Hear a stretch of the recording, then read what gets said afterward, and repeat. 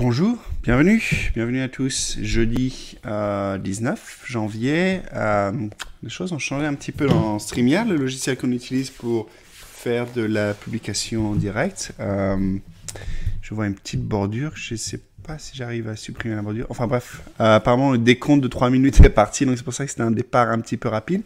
En tout cas, je suis bien content d'être là. Je me présente, Georges Duverger. Excusez pour la caméra qui n'est pas un angle super. Georges Duverger, je fais donc toutes les 2 semaines une petite vidéo en live sur Xano. Xano qui est donc une solution de back-end en no-code. Et typiquement, la façon dont je procède, c'est je parcours les release notes, donc les nouveautés qui viennent de sortir dans Xano, qu'ils ont annoncé. Et une par une, on essaie de voir un peu qu'est-ce que ça veut dire, qu'est-ce qu'ils ont amélioré, qu'est-ce qu'ils ont débugué. Quelles sont les nouvelles fonctionnalités. On essaie de les tester, j'essaie de mettre les mains dedans un petit peu pour qu'on comprenne bien de quoi on parle. Et en fait, c'est une excuse pour moi, pour vraiment me familiariser avec tout ce qui est en train de sortir. Et souvent, quand c'est aussi des petits bugs un peu petits, je m'en profite pour parler de choses un peu plus générales dans Xano. Donc, on essaie d'élever un petit peu la conversation. Dites-moi si vous entendez bien le son. J'ai le micro un peu proche, peut-être que c'est un peu trop saturé. Si c'est le cas, dites-le moi et je vais le bouger un petit peu de l'autre côté. Je vais essayer, voilà. Je vais essayer comme ça. Voilà. Et dites-moi, est-ce que ça marche mieux? Je vois qu'on a quelques personnes maintenant qui joignent le live. Qui est là? Dites-moi un peu d'où vous venez, qu'est-ce que vous faites, depuis combien de temps vous faites du Xano. Et si Xano ne s'appelait pas Xano, comment Xano devrait s'appeler? Quel serait un meilleur nom de marque, de produit pour Xano? Parce que c'est étrange Xano un peu. Voilà, donc dites-moi un peu ce que vous en pensez. Ok, et bien je vais partager mon écran et puis on va démarrer tout de suite. Donc attendez, je m'organise un petit peu. Le classique, 3 secondes de logistique. Je vais fermer un peu tous les channels que j'ai en cours, histoire que on soit un peu plus concentré. Ok.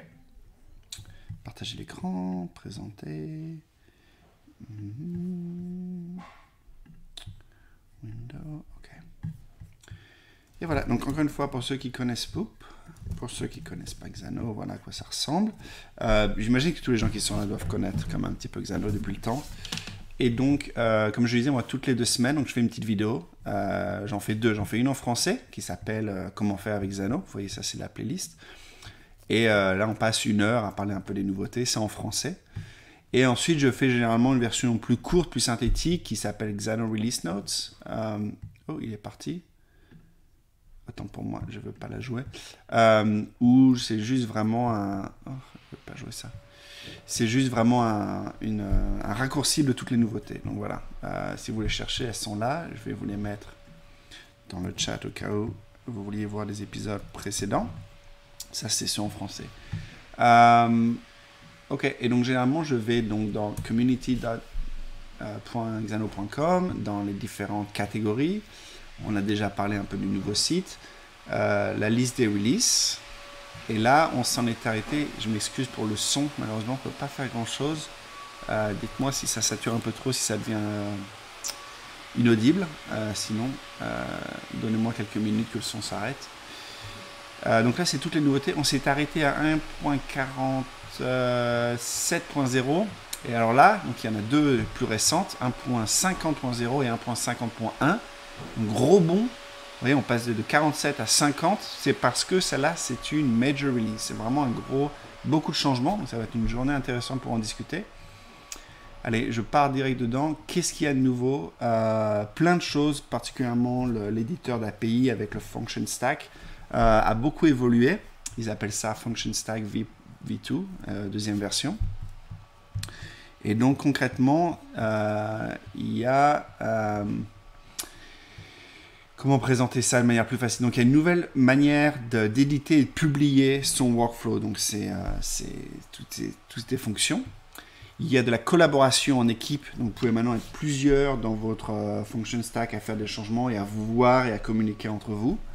Je vais montrer ça un petit peu. Il y a la possibilité de faire des groupes, donc de mettre ensemble différentes fonctions, ce qui permet de faire des actions déjà d'organiser un peu votre code et puis de faire des actions plus globales. Donc, vous pouvez décider de cacher tout un groupe d'actions ou d'ouvrir tout un groupe d'actions. On va voir un peu ça dans le détail. Vous pouvez faire de la discussion, c'est ce que je dis, un peu de chat avec votre équipe. Il y a un run and debug, donc ça c'est un peu le panel qui vous permet de tester vos applications, qui est toujours là, enfin qui vous permet de tester pendant que vous faites des changements, donc vos drafts, vos brouillons, et quand vous êtes prêt, vous pouvez enfin les publier. Si vous avez fait une erreur, il y a un moyen assez facile de revenir en arrière et de revenir sur une version précédente. Il y a justement le panel dont je te parlais de Run and Debug qui est sticky, donc il va rester là à droite, ce qui paraît assez anecdotique, mais en fait assez pratique parce que souvent en programmation on teste quelque chose et on l'essaie assez rapidement, donc il faut que cette loop, un peu de feedback, soit la plus courte possible. Et enfin, il y a la possibilité de mettre un commit message, donc quand vous dites ok, cette version là est bien, vous pouvez expliquer un peu ce que vous avez changé, etc. Ce qui permet vraiment de faire une meilleure, c'est pas du tout un aspect de programmation, mais ça permet d'avoir une meilleure gestion de votre code. Vous pouvez savoir un peu qu'est-ce que vous avez fait, pourquoi vous avez fait ces changements là, etc. D'autres dans votre équipe peuvent le voir.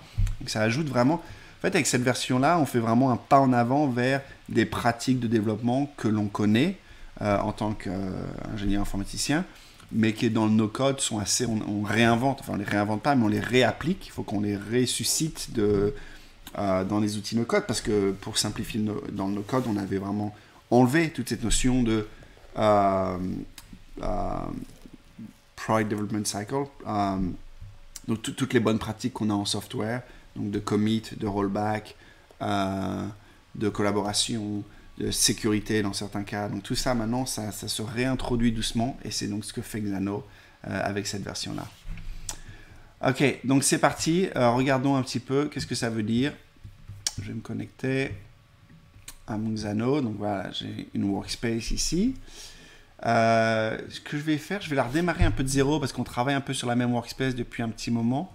Et ceux qui ne suivent pas ont peut-être, on est peut-être allé un peu trop loin là-dedans. Donc je vais redémarrer de zéro, comme ça permettra de prendre les choses un peu plus fraîches. Donc si vous me donnez une seconde, je vais détruire tout ce qui a auparavant été créé. Voilà. Product. Si vous avez des idées de base sur lesquelles vous voulez tester, settings. Ok, default. Here we go. Ok. Donc, j'ai pas de base de données, pas d'API pour l'instant, quelques tâches que je peux aussi supprimer et je crois une fonction. Ouais, voilà. Donc, on va se faire une petite base de données, puis après on ira dans l'API pour voir un peu toutes les choses qu'on changeait dans le function stack. Donc, on va se faire une base de données qu'on appelle member, membre. Voilà. Et on va lui mettre juste un nom pour l'instant. Voilà, on va garder ça très simple. On viendra le raffiner après. Donc ça, c'est moi. Qui est-ce qu'on a d'autre? On a Alex, on a Stan, on a Xavier. Xavier qui n'est pas là. Xavier, si tu es là, manifeste-toi. Ok, donc maintenant on a ça. Maintenant on peut aller faire une API. Donc je vais créer un groupe un peu par défaut. Voilà, c'est pas très. J'ai encore personnellement pas de très bons cas d'utilisation pour avoir différents groupes dans mon API. C'est bien que ce soit une option. En tant que product manager moi-même, c'est vrai que c'est pas quelque chose que j'aurais forcément prioritisé dès le début, puisqu'après c'est encore décomposé par ressources, vous allez le voir visuellement, donc la notion de groupe est un peu moins utile, mais bon, ma foi, ça fait pas de mal. Ok, donc je vais créer un endpoint, un point d'entrée dans notre API. Je peux le faire à partir de la table, en fait je vais le faire directement, ce sera un bon exemple, ou je peux aussi le faire à partir de rien, vraiment démarrer de zéro. Mais là on va essayer de lui faire tous les points d'API typiques pour la table qu'on vient de créer qui s'appelle membre. Donc le get pour récupérer tous les membres, pour récupérer un membre, pour créer un nouveau membre, pour modifier un membre ou pour détruire un membre. Donc on va faire le get qui récupère tous les membres. Et donc voilà à quoi ressemble un peu le function stack numéro 2. Je n'ai pas eu de suggestion pour un nouveau nom pour Xano. Qu'est-ce que vous en dites? Est-ce qu'on appellerait ça... Ce serait quoi un meilleur nom? Peut-être qu'il n'y a pas de meilleur nom. Peut-être c'est un très bon nom. NoCodeDB, c'est un peu comme ça qu'ils vont avec sur leur Twitter. NoCodeDB. NoDB, ça fait un peu NoSQL. NoDB. DB Pro. Dites-moi si vous avez des suggestions. Donc voilà. C'est relativement similaire à ce que vous connaissiez. Vous avez vos entrées, vous avez votre function stack et vous avez votre réponse. Le grand changement est dans le function stack, donc vous voyez que c'est un look un petit peu différent à ce niveau-là. Donc là, j'ai déjà une fonction qui a été définie pour moi, qui récupère tous les enregistrements, tous les membres. Donc je peux la tester, on va voir le run and debug. Je vais tourner ça, voilà, donc là il m'a envoyé tous les membres, Georges, Alex, Stan, Xavier, très bien. Ensuite, si je veux créer une nouvelle, ajouter une fonction à la function stack, avant il y avait une espèce de add ici, maintenant c'est vrai que c'est le plus qui est là, et je vais juste faire un truc bidon pour avoir juste comment dire, juste une fonction à rajouter là, donc je vais juste lui écrire YOLO, et là déjà vous voyez, vous voyez que le panel s'est déplacé, comme ça je garde mon panel de Run and Debug ici, ce qui me permet du coup de ne pas avoir à toujours aller le réouvrir. Donc là, maintenant, si je reviens, je peux le retester, voire même, je ne suis pas obligé de revenir, il y a le rerun ici, donc je peux toujours le retester. Vous voyez, donc si je le change de foo à bar, sans même quitter ici, il faut quand même que je sauve, mais je peux le retester et il va me montrer bar. Donc ça, c'est quand même pratique, et ça couvre un peu ce qu'ils expliquaient ici. Sticky run and bug when rerun support for rapid debugging. Donc ça vous permet vraiment de débugger plus rapidement. Il y a autre chose que vous avez peut-être remarqué qui s'est passé ici, c'est que j'ai maintenant, depuis que j'ai ajouté cette fonction-là, j'ai non seulement mon run and debug, j'ai ce petit icône ici qui a mes initiales, et j'ai ici la liste des changements que j'ai faits, avec la possibilité de revenir en arrière, et enfin la possibilité de publier. Donc pour l'instant, avant que je clique publier, vous voyez, il y a la petite indication que cette API est en train d'être éditée et donc ne peut pas être testée. Enfin, elle peut être testée, mais elle n'est pas encore visible d'un point de vue externe. Donc tant que je fais le run and debug ici, je vais voir le résultat de ce que j'ai créé. Mais si j'appelle mon API dans ma vraie application, ça ne marchera pas. Il sera encore sur la version la dernière version qui a été publiée. Donc pour publier une version, c'est simple, j'ai juste à lui mettre une note qui est optionnelle, donc je peux lui dire new member, new all member endpoint, ou honnêtement je peux ne pas mettre rien. Alors une petite parenthèse, pour avoir utilisé un peu depuis une semaine maintenant, quand je suis en mode développement, donc pas sur des projets qui sont en prod, c'est vrai que je me retrouve beaucoup à faire publish, je mets rien dans mon commit, et publish. Donc ça me fait genre 2 clics à chaque fois que je veux tester quelque chose, ce qui est un petit peu redondant. Donc ça pourrait être intéressant d'avoir une version du publish ici qui est one click qui permet de faire sans commit message, mais sans avoir à ouvrir ce panel. C'est-à-dire en le disant à voix haute, c'est vrai que je me rends compte que ça, idéalement, il faudrait vraiment que j'utilise le run and debug pour faire ça. Et que c'est pas fait pour... quand c'est publié, il est bien que ça prenne peut-être 2 clics de plus pour m'assurer que je fais la bonne chose. En tout cas, là j'ai la possibilité aussi de publier tous les autres changements que j'ai fait. Donc si j'ai fait d'autres changements dans les fonctions, dans ma base de données, je peux également le mentionner ici. Donc voilà, je vais publier ça. Maintenant, vous voyez que j'ai plus le bandeau qui dit que c'est en train d'être édité. J'ai plus le bandeau qui dit que je peux juste faire run and debug. Maintenant, je peux appeler ce lien, je vais l'ouvrir ici, on le verra bien. Voilà, donc là j'ai mon stop and debug, j'ai mon stop and debug avec la fonction bar. Et si je cache celui-là, là rien ne va changer sur ma version externe parce que je n'ai pas publié. Mais si je publie en disant stop hiding, ou plutôt hide stop and debug, je publie et maintenant je teste ma version externe. Voilà, et maintenant je récupère juste la première fonction, donc avec tous les membres. Voilà. Donc ça c'est pas mal. Qu'est-ce qu'il y a de ça? Ça couvre un peu. Qu'est-ce que ça couvre? Ça couvre Run Debug Draft, Easy Rollback. Oh, on va parler de rollback un peu avant d'aller plus loin. quand je fais des changements, donc par exemple celui-là je vais ici, finalement je le veux, etc. Et puis aussi je vais ajouter, je vais faire 2-3 actions, comme ça on verra un peu plus l'utilité. Je veux faire un sleep de 3 secondes, voilà. Et puis tout d'un coup je me dis, finalement j'ai fait une erreur, c'est pas ça que je voulais faire. Je peux voir les changements qui sont revertible. Google Translate, comment on dit revertible? Réversible. À ne pas confondre, irréversible. Un film osé. Donc, voilà, donc là j'ai mes changements réversibles, donc je peux revenir en arrière. Juste pour m'assurer. Comment je sais le... Est-ce que ça c'est mon dernier? Tiens, je vais essayer. Donc si je fais juste ça... Yeah, ok. Donc là ça m'a juste enlevé la valeur que j'avais ajoutée. Ça va m'enlever carrément la fonction. Et donc je peux aussi dire, renvoie-moi tous les changements et il va me revenir à la dernière version publiée. Donc ça c'est quand même vachement pratique. Si vous avez fait des erreurs, quand votre debug ne marche plus, vous pouvez toujours revenir à la dernière version publiée. C'est vachement bien. Ça on a discuté, ça on l'a vu, ça on l'a vu, ça on l'a vu. Ok, maintenant on arrive à groupe et collaboration.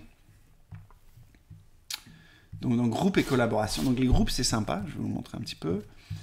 Ça m'a pris une seconde pour comprendre qu'est-ce qu'il voulait dire par hold shift plus drag or select. Ça m'a pris quelques secondes de comprendre. C'est vrai que au final, c'est l'équivalent de sélectionner. Vous voyez peut-être pas ma souris ici. Oh non, non, depuis le début, j'ai pas partagé mon écran. Et personne me le dit. C'est pas cool ça, c'est pas cool. Oh là là, c'est pas cool. Oh le débutant, oh c'est pas une bonne journée. Oh là là, c'est dur aujourd'hui. Putain, j'ai le café et tout. Oh là là. Oh là là là là. Bon, bah tant pis, écoutez, on fera avec. Pas grand chose que je peux faire maintenant. Donc voilà, maintenant vous voyez mon écran, c'est dommage, vous voyez le... Vous avez raté un peu tout ce que j'ai démontré jusqu'à présent, mais on va continuer quand même, puis on verra ce que ça donne. Donc ouais, pour expliquer Hold Shift, donc là, la façon de procéder, c'est vous appuyez sur Shift et vous utilisez votre souris pour sélectionner tous vos objets. Et ensuite, vous pouvez les grouper. Et les grouper, ça vous permet de faire quelques petites choses, comme par exemple toutes les cacher, tous les montrer. Ça permet de structurer un peu votre code. La partie que j'ai encore, vous pouvez le dupliquer. Donc par exemple, là, voilà, maintenant j'ai 2 groupes. La partie dont j'ai encore pas bien compris l'intérêt, c'est ces 3 petits points qui me permettent d'éditer. Ça, je peux lui donner un petit nom, par exemple. Voilà, first group. Voilà, donc là, je peux le nommer. Oh, c'est marrant. Voilà, ok. Et celui-là, je peux le nommer différemment. Second group. Voilà. Mais c'est étrange que quand je passe dessus, il repasse en groupe. Ouais. Je sais pas. Je sais pas pourquoi. Par contre, éditer la fonction, c'est ça. Ok, c'est un espèce de raccourci dont je vois peu l'intérêt. Enfin, la fonction là, je peux cliquer dessus, ou alors je peux passer par Edit Function et venir la sélectionner ici. Pourquoi pas, au lieu de juste cliquer là-dessus. Si vous trouvez ça intéressant, vous savez quelle utilisation c'est un peu plus utile, faites-le moi savoir, je serais curieux. Enfin bon, donc voilà, donc là j'ai créé 2 groupes, je peux déplacer mes groupes. J'ai vu qu'il y avait des petits problèmes un peu de drag and drop dans les premiers jours, mais apparemment ils ont fait pas mal d'améliorations pour corriger tout ça. Je peux tous les collapser, je peux tous les réduire, tous les grossir. Je suis curieux de savoir qu'est-ce que vous pensez en termes de UI. De cette petite flèche, je suis toujours en panique quand je fais un peu de l'UI, de l'interface graphique. Parce que là, la flèche, en tant qu'utilisateur, m'indiquerait que si je clique, ça s'ouvre. Alors qu'en fait, quand je clique, ça se collapse. Et maintenant, la flèche représente l'état et non l'action. Ce qui est juste un choix produit qui est intéressant, j'ai rien contre. C'est juste que de temps en temps, je me demande si c'est le bon choix. Est-ce que ce serait pas mieux de représenter l'action? Donc là, il faudrait que la flèche soit vers le bas, et que là, il faudrait que la flèche soit vers le haut. Qu'importe, ça n'a pas une grosse différence. Je peux tous les ouvrir ici. Et voilà, donc là j'ai fait mes changements, encore une fois, je peux les tester. Je ne sais pas trop ce que ça a donné parce que j'ai juste fait des stop and debug partout. Voilà. Je peux les publier. Si je veux, je les publie sans message. Et maintenant, j'ai toujours mon stop and debug ici. Voilà, très bien. Tiens, on peut même tester rapidement. Donc le premier, je vais lui dire foo, sauve. Mon deuxième, il dit bar. Et donc, si je publie maintenant foo, c'est le premier. Si je le bouge et que je republie à chaque fois, il faut que je republie hein, parce que je teste externellement. Là, il dit bar. Voilà, maintenant le bar, il est là. Et donc, si je cache tout ça et que je publie, maintenant, il devrait cacher le bar qui est en premier et me montrer que le foo. Voilà, très bien. Donc voilà, ce genre de choses que vous pouvez faire avec les Action Stack. Ça va être tous les mêmes concepts dans votre fonction. Donc si vous créez une fonction, vous allez avoir accès, vous voyez là, à la même interface, à votre même Function Stack V2. Et voilà, donc pour revenir à mon API, la dernière chose dont j'ai pas parlé, c'est vraiment toute la partie collaboration avec quelqu'un d'autre. Et donc moi, je suis tout seul ici, donc là, je peux pas vraiment démontrer tout ça. Mais vous avez non seulement la visibilité sur qui est en train d'éditer cet endpoint. Et là, peut-être que j'ai pas vraiment l'opportunité d'inviter des gens, mais je peux commencer un chat en disant bonjour. Ah, tiens, intéressant. Je peux pas faire commande A pour tout sélectionner. En fait, ça vient sélectionner ce qu'il y a en dessous. C'est marrant comme bug, tiens. Ah ouais. Ok, bon. Hop, je peux envoyer. Et si quelqu'un est en train d'utiliser ça, il verrait la petite notification ici. Donc, on pourrait discuter. C'est pas forcément l'interface de chat la plus avancée, mais ça permet de faire un petit peu de communication pour dire qui a changé cette fonction-là, qu'est-ce que vous aviez en tête, ou ne pas oublier quelque chose, etc. Il y a juste, tiens, je fais une petite parenthèse, j'ai souvent pensé que ce qui me manquait, c'était return as result. Donc ça, c'est un stop and debug return, ok, autant pour moi. Je regarde un petit peu. J'ai souvent pensé qu'il manquait la possibilité d'ajouter une petite description dans ma stack. Vous voyez, de juste mettre un peu un commentaire, mais je crois pas que c'est quelque chose qu'ils aient forcément rajouté. Il y a la possibilité de faire le groupe ici. By the way, get all input, j'ai réutilisé ça récemment. C'est vrai que c'est une fonction super pratique quand vous n'avez pas le contrôle sur le format qui vous est envoyé. En tout cas, je ne m'attarde pas là-dessus. Mais là, ok, donc là, ça m'a créé un groupe. Donc, je peux commencer le groupe de 0 ici, au lieu de le combiner comme je l'ai fait dans mon cas. Ok. Écoutez, on a couvert pas mal de toutes les nouveautés. Ça, on a parlé. Real-time collaboration, les groupes, online presence. Ça, c'est mon petit icône avec ma tête dessus. Voilà. C'est tout. Tiens, je vais publier ça comme ça. Il n'y aura plus la petite truc d'erreur. Donc ça c'est 1.50.0 parce qu'on a un petit peu de temps et on est en avance. Ce que je vais faire c'est regarder 1.50.1, ça on l'aura couvert. Alors des améliorations, c'est souvent quand on lance une nouvelle version aussi grosse que ça, qu'il y a la semaine d'après ou les jours qui viennent, il y a souvent des petits rajouts, des petites choses qu'on avait oubliées, des petites bug fixes. Donc ça, c'est typiquement ce qui s'est passé ici. Donc ils ont amélioré la vitesse pour ouvrir les panneaux quand on a une grosse workspace. Donc ça, c'est vraiment la performance pour quand ce panneau ici s'ouvre, j'imagine. Ils ont aussi amélioré le drag and drop qui supporte auto-scrolling up and down. Ah, donc ça doit être quand j'ai plusieurs... Vous voyez, si je fais... Maintenant, il doit scroller... Ah, non, il n'a pas l'air de faire ça pour moi. Ah, ouais. Si, ça marche un peu. Ok, il faut quand même que je scroll, mais il m'a pas l'air d'avoir fait un auto-scrolling pour moi. Tiens, pendant que j'y suis, il y a autre chose que j'avais pas remarqué, c'est qu'on peut faire... j'avais pas fait ça, un groupe dans un groupe. Voilà, on peut vraiment combiner les choses à l'extrême. Par contre, donc, pour revenir sur cette histoire de drag and drop, le auto-scroll a pas l'air de marcher pour moi. Je peux scroller moi-même, mais ça a l'air de... Donc c'est pas vraiment ce qu'on appelle un auto-scroll. En tout cas, donc ça je suis pas sûr exactement de ce qu'ils entendent par ça. More minimalist UI when dragging. Donc ça c'est les améliorations qu'ils ont fait au drag and drop qu'on vient de voir. Ils supportent le Net and DNS Library for Lambda. Curieux de savoir qu'est-ce que c'est que cette librairie. Non. Comment ils appellent ça? Net and DNS. Oh, here you go. No, the following library available. Bah, net, c'est le .net, and DNS. Donc, c'est pour domain name.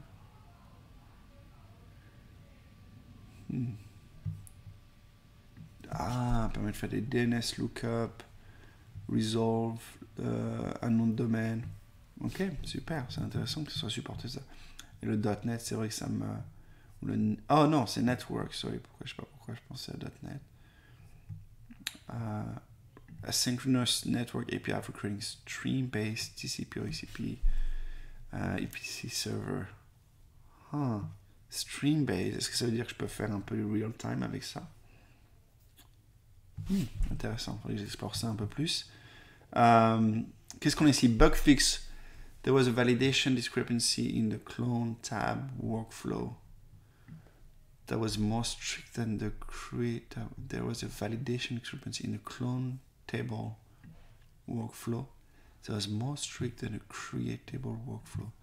Bon, si j'ai une table, on va regarder ça. Donc j'ai ma table ici, member. Je peux la cloner.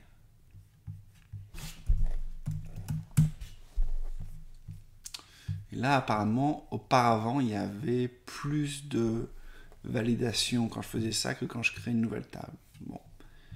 Je ne sais pas exactement quel type de validation il fait à ce niveau-là. Donc, c'est dur à tester. Et enfin, bug fix, import curl was not working properly with the form parameter.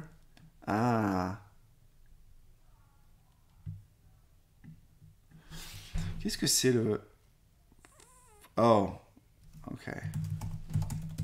On peut le tester, ça, rapidement.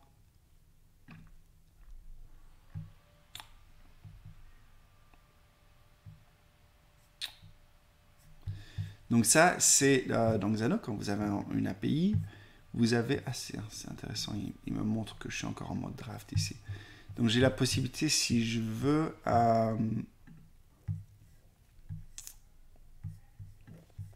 comment illustrer ça? TG function...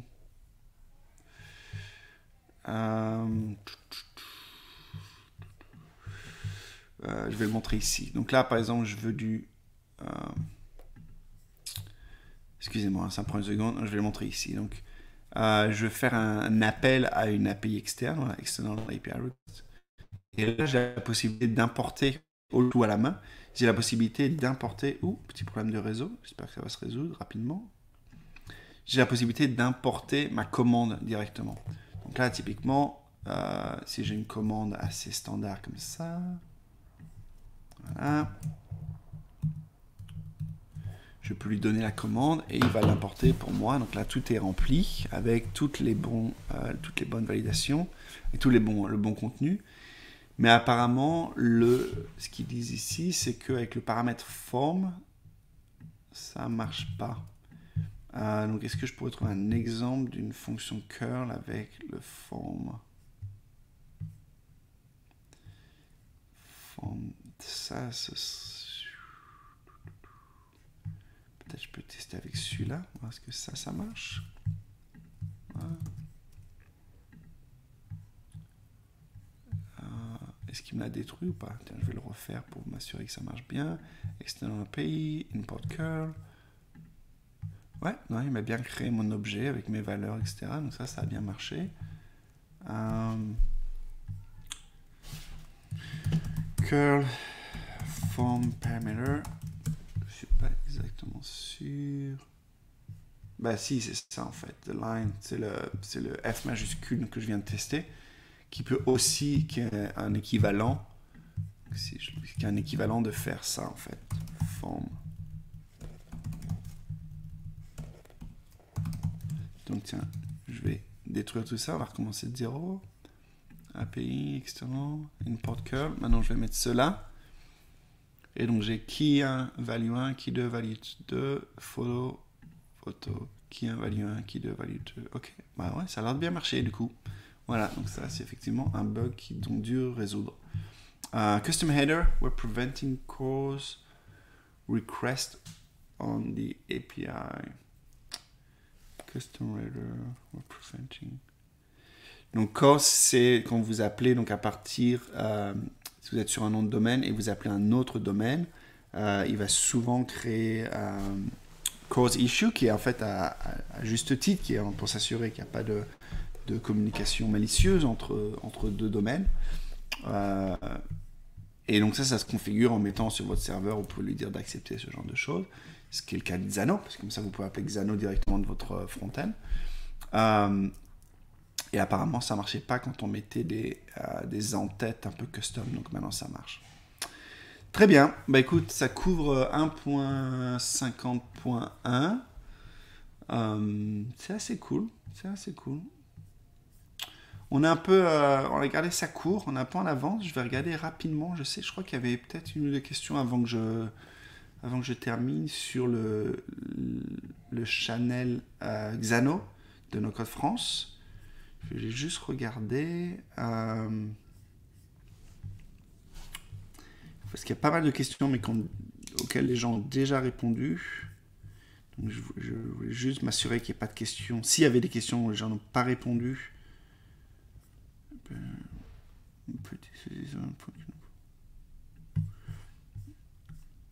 Donne-moi une seconde. Je galère. Donc Patrice demande, je galère à passer d'une image à base 54 bin fichier image. Ah bah apparemment il l'a résolu autrement. Ok. Bon, bah écoutez, très bien. Toutes les choses ont été résolues. Voilà pour moi. Excusez-moi, je suis un petit peu lent ce matin. Je m'excuse encore pour avoir raté la vidéo au début. On va dire que cette semaine, c'était un petit peu...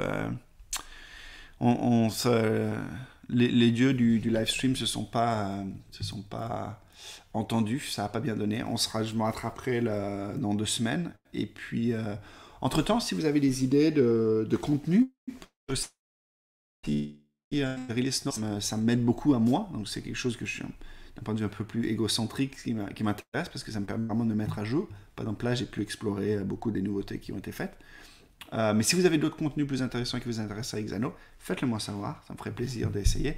Et enfin, si vous avez besoin d'aide ou de coaching ou n'importe quoi avec Xano, n'hésitez pas à me contacter. Je fais un petit peu ça, je fais du consulting pour Xano spécifiquement.